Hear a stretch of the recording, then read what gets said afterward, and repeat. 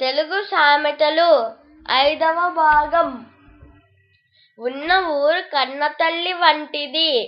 వివరణ: మన అవసరాలను అడగకుండానే తీర్చేది తల్లి. మనం నివసించే ఊరిలో మనకు అవసరమైనన్ని లభిస్తాయి కనుక ఉన్న ఊరు కన్నతల్లితో సమానం.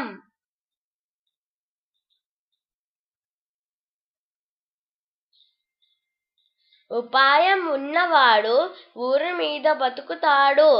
వివరణ: ఉపాయం ఉంటే గొడవలను నివారించవచ్చు, కష్టాలను పరీక్షించుకోవచ్చు, అందరితో స్నేహముగా ఉండవచ్చు. అటువంటి వారిని ఊరిలోని వారందరూ ఇష్టపడతారు.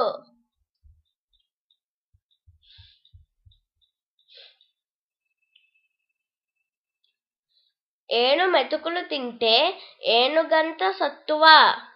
వివరణ: కొంచెమైన ఆహారం తీసుకుంటే శక్తి వస్తుంది. ఆహారం శరీరానికి బలం చేకూరుస్తుంది.